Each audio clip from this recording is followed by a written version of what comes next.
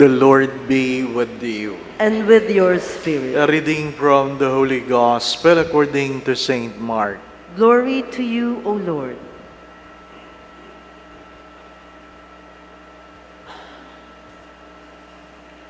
After John had been arrested, Jesus came to Galilee proclaiming the gospel of God.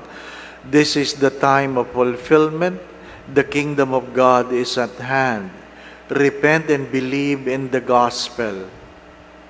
As he passed by the Sea of Galilee, he saw Simon and his brother Andrew casting their nets into the sea. They were fishermen. Jesus said to them, "Come after me, and I will make you fishers of men." Then they left their nets and followed him. He walked along a little further and saw James, the son of Zebedee, and his brother John. They too were in the boat mending their nets. Then he called them, so they left their father Zebedee in the boat along the hired men and followed him.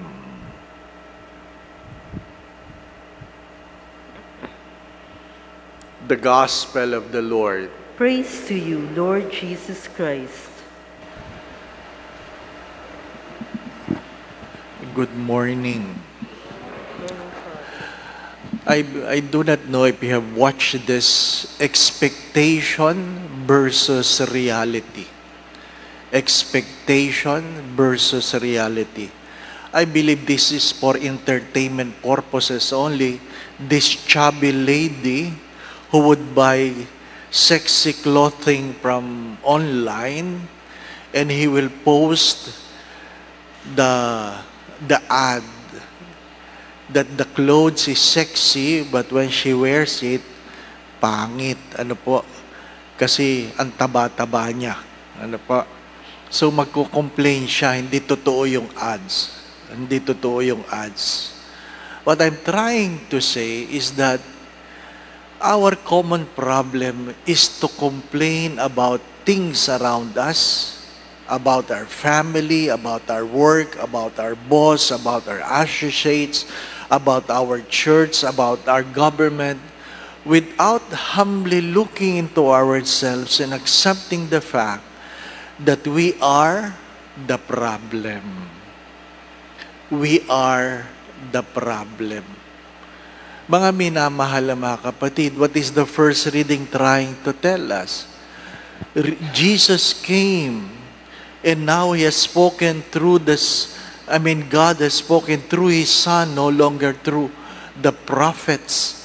And yet, people complain that God is not around. Because we have failed to recognize God, we complain about God. We complain about God. What is the gospel trying to tell us? That God calls us. God calls us and God is calling us, regardless from where we are, who we are. Because we all know the saying that God calls not the capable, but those who are available. If you are not available for God, regardless how much God calls you, you will not really hear God. My dear friends, my brothers and sisters, when we talk about discernment in prayer, it is in union with what your eyes can see, what your ears can hear, how your hearts will feel. Hindi yung pag tayo nagdadasal, ang pinapakinggan lang natin ay ang ating mga sarili. Many times I have said this, prayer is not a self-centered monologue, but a God-centered dialogue.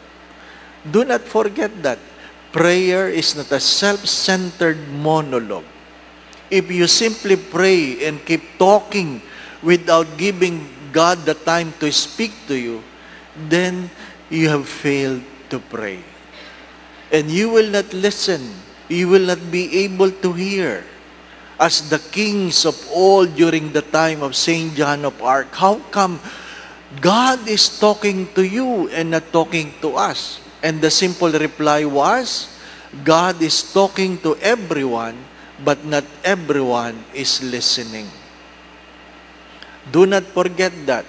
God is talking to everyone, but not everyone is listening. Amen. It's good to always check our expectation versus reality. We might be expecting God is talking to us, but the problem, we are not the one listening. Maybe we're expecting that we can be healed, but we don't correct what is wrong in our lives.